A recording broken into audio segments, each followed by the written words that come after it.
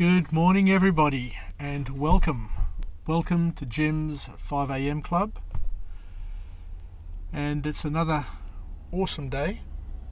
I can see there's a little cloud in the sky, but it's quite high, so it doesn't look like there's going to be any rain today. The wind has died down, so it's going to be a pleasant day by the looks of things. We're into winter. We're well past the midpoint of winter, and before we know it, it'll be 40 days till the beginning of spring, and we'll blink and spring will be here upon us here in Australia. What I'd like to do today is just take some time to chat to you about a topic which is near and dear to my heart. It's a topic that's been with me for many years. Don't know about the rest of you, but I still remember my first performance review. I was a young executive, having joined a company in the IT industry called NCR, an American-based organisation, and my then boss, I still remember him, is a lovely guy, David Piper, asked me to join him in a meeting so that we could go through my performance review for the first 6 months as a assistant financial accountant. I remember the role was. So it was my first accounting role, working at North Sydney back in the day when North Sydney was on fire. It was an absolute beautiful place to work, with lots of advertising agencies there. Now there are always flash cars driving around, and back in those days, people would be out to lunch because lunches, or business lunches, were tax deductible. So the cafes and restaurants there were a buzz with people, and it was a great time to be alive. So for all you young people around today, you missed out, because back in the early 80s, when people went to lunch, they went for a long lunch.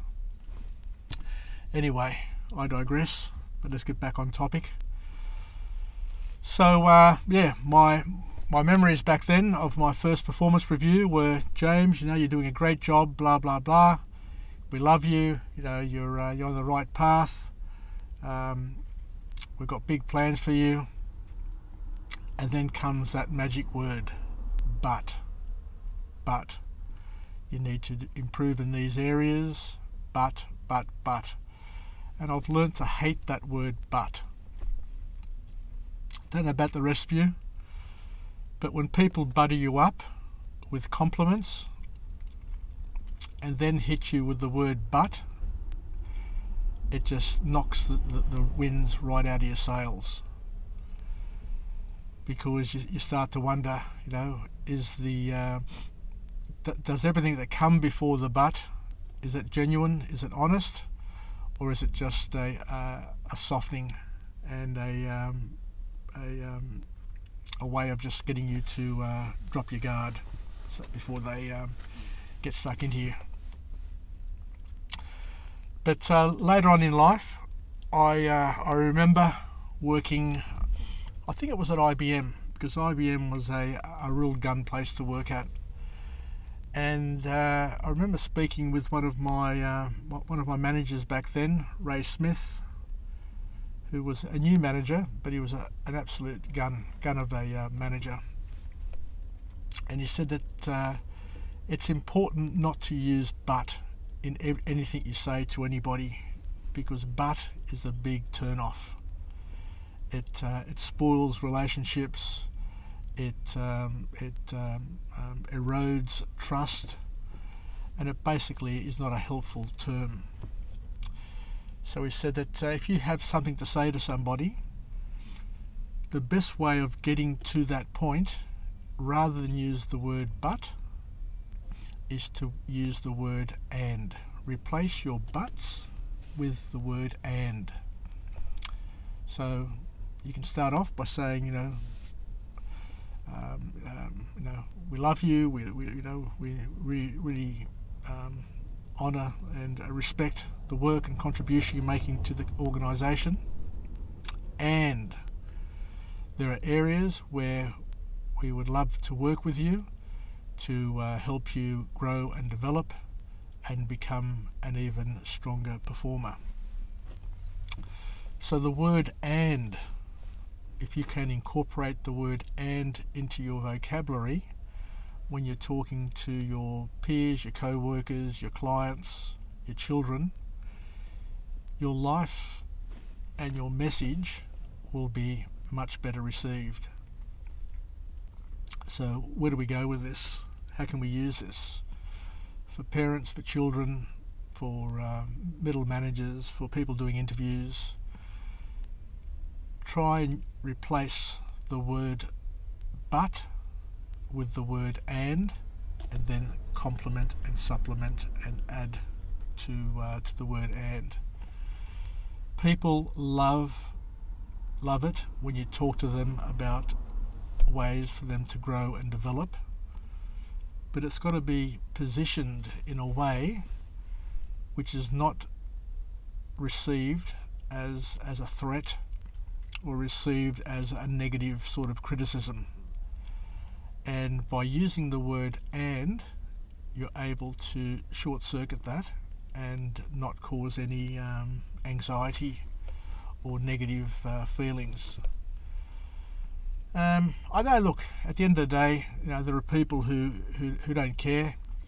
You can use "but" and they'll be okay. But the majority of people, especially people who are new to a team or new to an organisation and don't really understand your style of management, your style of leadership, may get a little bit uncomfortable when the rug is pulled from under their foot by using the word "but." So I encourage you to be mindful when you're talking to people, especially when you're helping them with their growth and development, and to position things as part of growth, but part of their growth and development. I remember working at IBM, and there was a manager there, and I still remember him well. He was once again another gun manager. IBM had a lot of good people managers. His name was Jim Hollier, and I was the financial accountant for the biggest division in IBM. It was the service division, a division which contributed a huge amount of revenue and profit to IBM. So it was the maintenance, the installation and the warranty of all of their computer systems. And I remember stuffing up with some of my accounting, and Jim said to me, "James, there's 3 things we can do. I can escalate it to your management, but that won't be good for you. We can ignore it, and that's not good for anybody because it's a problem that needs to get fixed, or we can work together to sort it out and fix it up, and that way we both grow and develop and we both benefit from the experience." I really, really respected Jim Hollier. The way he put things, the way he got people teaming, the way he treated you as an equal, as a colleague, was just beautiful and very, very refreshing. We've had a lot of shit managers in our lives, people who just want to rip into us and attack us and just look for everything that's wrong in what we do, even though we know 95% of the stuff we do is outstanding and of high quality. So once again, the message is be very selective with what you say, be very, very cautious and precise with your communication to people, so that you don't trigger negative feelings and feelings of disappointment, and to give people hope, because with time we all become awesome performers. With time we learn the ropes, we understand the dynamics within an organisation, within a group, and before you know it, we are the top performer. So give people oxygen, give people an opportunity to grow and develop and to be the best version of themselves they can be. And I'm telling you here and now, they'll never ever forget you. Alright? If you are part of somebody's growth and development, they'll never ever forget you. So that's enough from me for today. Let's finish off with a positive affirmation. I'm alive, I'm well, and I feel great. To all my friends and family and followers, stay connected, stay relevant, and most importantly, don't use the word but in your communication. Replace it with the word and. Anyway, tatapume, take care, bye for now.